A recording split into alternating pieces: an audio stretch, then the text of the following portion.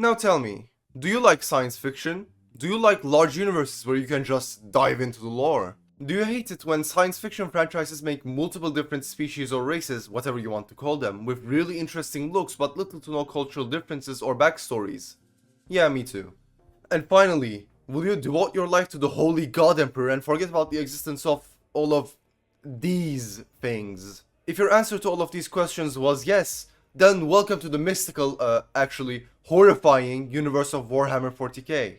Now, I have to say that I am not the best at Warhammer lore. I know some things, I've read some books, but that's about it. If I was to give you a percentage of how much lore I know, I would probably say something like 20%. That may seem low to the people who aren't really Warhammer fans, but real Warhammer enthusiasts take pride in that number. Because it means instead of studying for a math test, you study the lore of Slaanesh and the fall of the Eldar. A few months ago, in January, I made a video about Warhammer 40K and why it was different from all other sci-fi universes. In that video, I talked about the general universe of Warhammer 40K, including humanity in the 40th century, the nature of the warp, and generally how it differed from things like Halo and Star Wars. But I left out one crucial point in that video. And that point is the races of Warhammer. It should actually be called species, but if D&D Beyond calls these two species races, I'm going to call it races too. The races of Warhammer are really interesting to me because there's so much variation in each race. They aren't just cardboard cutouts or carbon copies of each other. Humanity in 40K doesn't really feel like modern humanity at all. Yes, there are some things that still tie into our world and could be taken as criticism, but I'll get to that later. And all the other races are so radically different and interesting from the usual races we get in science fiction. They obviously differ from other science fiction races because each race has a ton of history, lore, and culture attached to them. This is because they meaning Games Workshop, didn't go overboard with the races like Star Wars. Like man, what the fuck are these? Don't get me wrong, I love Star Wars and its universe, but goddamn Disney, you didn't need to make each race so shallow. If I dove into these races, I would break my neck and fucking die. In Warhammer, there are only 8 major races, without counting the variations of each race like the Craftsworld Eldari and the Dark Eldari and so on and so forth. Not going overboard with each race gives them an advantage because now they can focus on each race and work on their backstory, culture, and etc. In this video, I want to go over the 8 major races and then finally answer the question, why do I think Warhammer 40K does races correctly? Starting with humanity, or the Imperium of Man, led by the proud Anatolian, the Emperor of Mankind. You could say was led because he is nothing more than just a vegetable in the 40th millennium, but he is still incredibly important to humanity, because he manages the Astronomicon and does other things that I won't get into. Humanity in 40K, like I previously mentioned, is nothing like today's humanity at first glance. They are incredibly religious, some worship machines if they can't even be called humans anymore. When a big battle happens, they just sort of throw humans at the enemies before glassing the planet. And finally, they are racist. Actually, never mind, humanity hasn't changed one bit, they have just gotten bigger. And thanks to Warhammer, we have gotten the most accurate representation of science fiction humanity. No, humanity will never achieve intergalactic peace. No, humanity won't just bow down to Xenos scum. They will always be trying to purge Xenos scum from the face of the universe, which is their main objective in Warhammer. Not purge all of the universe per se, but just eliminate every single threat to humanity, which ties in with purging every alien race. Before I get to the incredibly popular Space Marine stuff, a little and incredibly simplified history lesson on humanity leading up to the year 40,000. Let's start with the Golden Age of humanity, or the Age of Technology in the 15th millennium. So in the time period between 15k and 25k, humanity made an enormous amount of progress. They worshipped science as their sole god, they made considerable progress into space travel like discovering the warp and making the first ship ever that could stand the dangers of the warp, and also so much more. They started the interstellar colonization of planets, beginning the first wars against the Xenos scum, starting with the Orcs and Eldari, but none of them really managed to damage humanity in this time period. Psykers, or space wizards, to those unfamiliar with Warhammer lore, were also discovered during this period, but one singular invention would lead to the eventual downfall of humanity, and that invention was AI. Yes, humanity's artificial intelligence turned on their masters, and alongside the beginning of the birth of Slaanesh clouding the warp, and making warp travel near impossible, it caused the end of the golden age of humanity. Now, I don't really know why robots turned against them. They might have gone the These units have a soul way, or just the generic fuck humanity way. But like I've said, I don't really know, and even the wiki doesn't know. The only thing I know for certain is that they attack humanity. These two events start the Age of Strife. The Age of Strife is much shorter than the Golden Age of humanity, only lasting 5,000 years. In this period, warp storms practically block every planet from getting into contact with each other, leading to things like famine, death, and every single terrible thing you could imagine. Earth, or Terra, eventually becomes a planet full of barbarians. But, out of the ashes, rises the Emperor of Mankind, who unifies the barbarians and makes some of them the first Thunder Warriors. At this time, warp storms clouding the warp would also end due to Slaanesha's birthing process being completed, allowing the Emperor to reunite every human inhabited planet. This might sound all good, and it was good, for humanity. For a while, until one of the clones of the Emperor named Horus decided to betray the Imperium of Man and side with Chaos, leading to the state the universe is in the 40th millennium. This is way too long and this whole event has over 50 books, so just very shortly, Horus and half of the Space Marines side with the forces of Chaos, the other half sides with the Emperor. And it all concludes in a final duel between Horus and the Emperor on Terra. It goes something like this. Alright Thunder Warriors, I'm going to battle Horus in a legendary battle that will be remembered for millennia. But before I go, I want to say one thing. Remember how I united humanity and strictly said to not practice religion or to worship anything because it further divides the already divided humanity? Yes? Well, don't. Since the last time humanity tried to do that, it ended in disaster and science halted. Trust me, I would know, I was there. What? What? Anyways, I trust you and I am about to fight the guy that literally punched a clean hole through one of the Thunder Warriors. Goodbye. Wouldn't it be really funny if he got turned into a chair and then we proceed to worship him? You know, I was thinking the exact same thing. And yes, that is indeed how it went down, and the Emperor was victorious.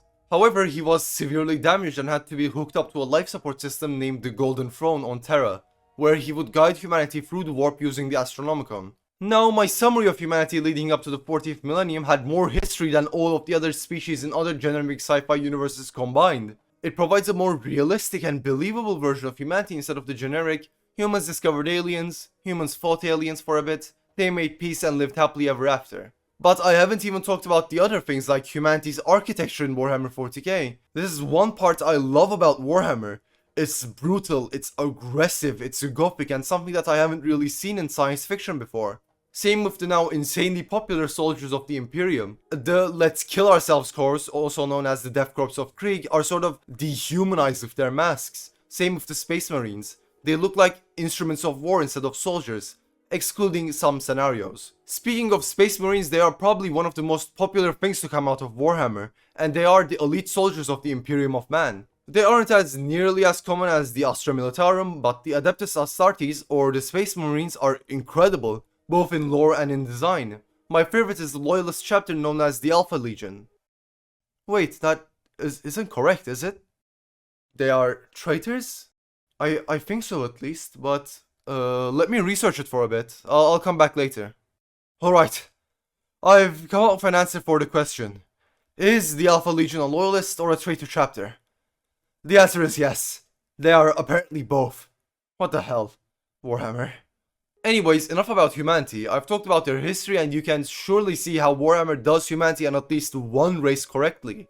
There is a lot of lore and it is, for the most part, not filled with plot holes. If you can take something that we all know, like humanity, and shape it into something unique, then you have truly succeeded. But let's get into the other races of Warhammer. Starting with the first non-human race, the bug-like and hive-mind controlled Xenos. Tyranids. The Tyranids, while not being the most unique race, are my favorite. They are intergalactic invaders that are targeting every single living thing and every single biomass they can get their hands on in order to evolve and to progress as a species. To them, every battle is a hunt, and things like the Imperium of Man are their prey. This is something I really love, in contrast to other species like the Flood from Halo and the Collectors from Mass Effect, both of which collect and or infect species for their ultimate objectives. The Tyranids just do it to reach an uncertain state of evolution. The Tyranids' objective is to collect biological assets from every single species and race they can get their hands on in order to improve themselves. Basically, and I'm just making up this scenario, if Tyranids weren't immune to something like poison, they would consume a race that was in order to make themselves immune. Besides that, their lore or backstory is really interesting as they aren't native to the Milky Way galaxy, which is something that surprisingly isn't that overdone. The Tyranids originate from another galaxy that we don't know of, and they were attracted to the Milky Way due to the energy the Astronomicon produces, since the Astronomicon is like a beacon in the warp. Being drawn by the Astronomicon and being interested in a whole new galaxy to devour, they came to the Milky Way using their hive fleets. The Tyranids travel in fleets filled with biomechanical ships. Each fleet has one hive ship, which serves as the core of the fleet. And it is usually the most defended ship in the fleet because it contains the Norn Queen. This queen is tasked with giving birth using the energy and material they gather from the biomass they have devoured. To note, the queen isn't in control of the hive mind, and it is better to think of the hive mind like an incredibly large entity with a tremendous warp presence that disrupts all other entities' warp abilities. Yes, a large presence of Tyranids can reduce the power of an Imperium Psyker. This also works as a sort of stealth shield for the Tyranids, preventing any info from getting out about their invasion. When these fleets reach a planet, they don't infest and convert it into their own twisted life, like the Flood, but instead they just suck the planet's resources dry, leaving only a barren rock floating in space. I really like this because I was expecting them to terraform a planet to suit their needs, but they just go there, get what they need, and then repeat. Planets are like takeout foods to them. On the other side from the insect-like Tyranids, we have the Necrons. A long, incredibly long time ago, Necrons were organic beings. However, they cast out their organic shells and became robotic. Long before humans, the Necrons were at war with the now extinct race known as the Old Ones and the Eldari, when they were contacted by Deceiver, a Citan, which is a race I will get into later. Deceiver, I wonder how he got that name, gave the formula for biotransference to the Silent King, the king of the Necron. This process robbed all Necrons of their souls and made them into killing machines without emotion. The Silent King's reaction to this is held deep within the Eldar's treasury of lore, and it reads, "When the Silent King saw what had been done, he knew at last the true nature of the Satan, and of the doom they had wrought in his name." After this conflict with the Old Ones was finished, the Necrons were low on resources and would lose if they fought the Eldari. So instead of fighting, they constructed giant tombs beneath their cities and went to sleep. But they begin to awaken in or near the year 41,000. Even though most of their tombs have been destroyed, they rise and begin to start their objective of conquering the universe for their dynasties and also returning to their organic forms. But that's secondary to conquering the universe. Also yes, dynasties. You heard me right. The Necrons have dynasties. A shit lot of them in fact, so I can't really talk about all of them, but I can quickly go over each of the major dynasties. Sotek Dynasty, the most powerful ones. Monarch Dynasty, savagery and brutality. Mefrit Dynasty, cool star destroys but their lord is dead. Nefrek Dynasty, want to become beings of pure light. Neelak Dynasty, can see the future but are mostly passive. Novok Dynasty, paint themselves in blood. Sarakan Dynasty, tied to the Silent King. Got that all? Good, because I want to talk about one of the coolest features of the Necrons. They are incredibly hard to kill and not in the Terminator way. If you cause major harm to them, they just teleport home and enter status like a really salty Minecraft player. Once they get repaired, they exit status and fight once more. I really like this spin on the classic bad robots that want to purge living beings cliche. They were once organic and just want to restore themselves to their former glory. Tyranids are my favorite and Necrons are definitely in second place.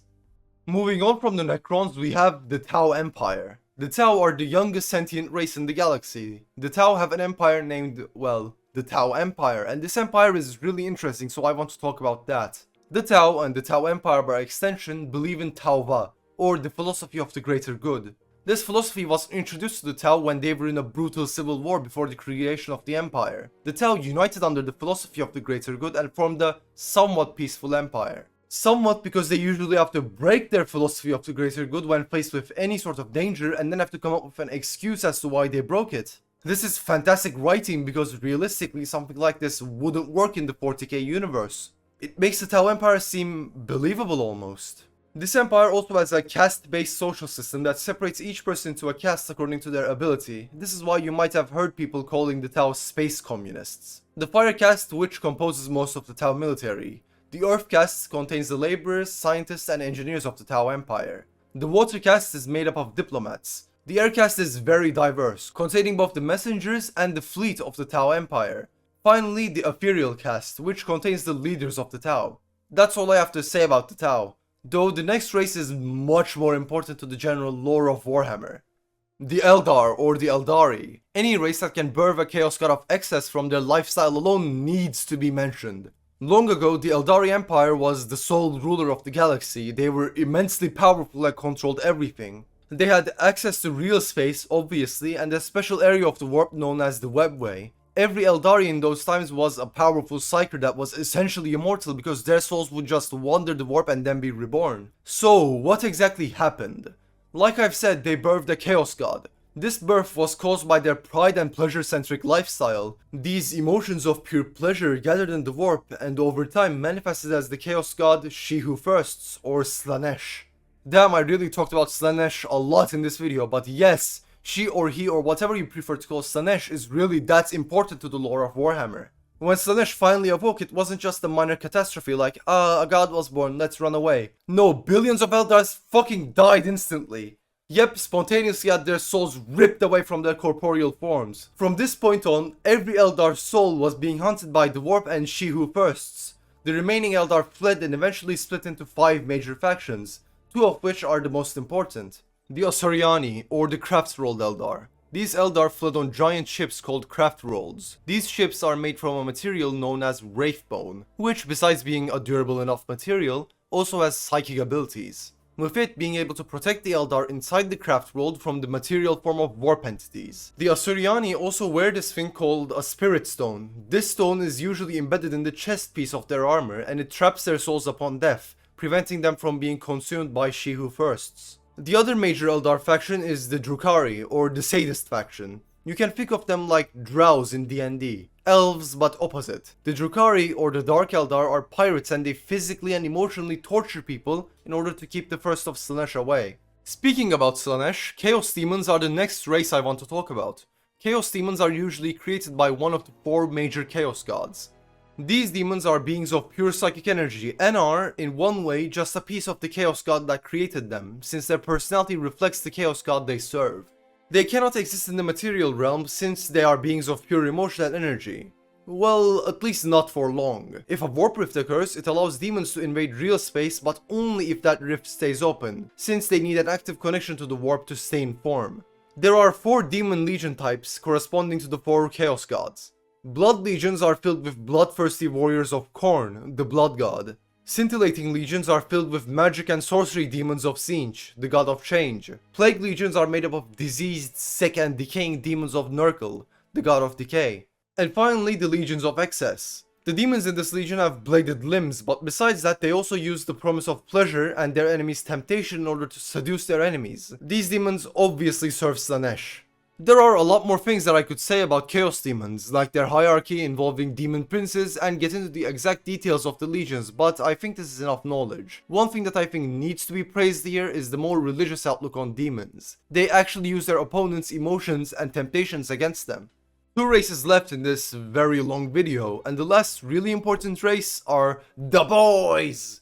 The Orcs, who are dumb and yet extremely deadly enemies of the Imperium, and every other living being in the galaxy. They were first created by the Old Ones as soldiers against the Necrons. They were smarter back then, but still not extremely smart. However, there is one thing that makes the Orcs, the dumb green boys, extremely powerful. Even though the Old Ones limited their psychic power, if enough Orcs believe in something, it becomes true. They paint rockets yellow because most Orcs think yellow paint will cause bigger explosions, and it actually happens. They also are notoriously difficult to exterminate, since once on a planet they can reproduce using spores, which means that orbital bombardment is often the way to take care of a planet full of Orcs. One other powerful ability of the Orcs is adaptation. They can adapt to almost any environment. There were even found on planets where the Imperium of Man had purged all life. Their society and hierarchy can exist anywhere in the universe, and that makes them deadly. This hierarchy is also incredibly simple. The bigger Orc rules. That's literally it. The bigger you are, the more power you have. The Orcs are just very funny and deadly. They really managed to implement Orcs into a sci-fi setting perfectly. The last race we have is the C'tan. The C'tan, or the Star Gods, are beings that were created at the very beginning of existence. The C'tan feed from energy, but specifically energy in real space. They absolutely despise the warp, and are sort of an antithesis to it. The C'tan eventually got interested in the Necron because they were the only race they could talk to by uploading themselves into robot form. The C'tan also used the Necron's advanced technology in order to feed themselves with the energy they produced, and one of the C'tan tricked Necrons into ditching their organic forms. That is about it for the C'tan. They aren't one of the main 7 races because they aren't as important as them, just like the old ones, but I still wanted to include them here. In the end, I want to collapse all my thoughts into a singular answer. Why do I think Warhammer does races correctly? Well, since now you know all of the races, if you didn't at the beginning of the video, I can answer that question. None of them are similar to each other at all. Warhammer didn't go the humans but blue, humans but reptilian, humans but word way, but instead managed to create the most interesting sci-fi races ever. You would never confuse an orc with a Tyranid or a Tyranid with a Necron. They also have amazing backstories. Limiting the number of races in the Milky Way has allowed the writers to write amazing lore for each one. If there were more like 20 races, the lore would be diluted with only a few of them being actually important. Limiting the number of Xenos has caused all of them to be important to the general story of Warhammer. The last reason as to why I believe Warhammer does races correctly is that they put a spin on classic tropes, making them feel unique and original. Necrons aren't just Terminators that want to end all life in the universe, they have their own dynasties and once were organic. The Orcs were put into a sci-fi setting and they fit perfectly. The Tyranids don't try to convert all matter into twisted versions of life. Instead, they do what a species would realistically do, just harvest biomass and keep searching for more. Thanks for watching. This script took an ungodly amount of time to write. If you enjoyed this video, I would greatly appreciate if you could subscribe. Also, if I made any lore mistakes and errors, feel free to correct me. I am not an expert at Warhammer, but I love the franchise and I wanted to share my thoughts. Goodbye.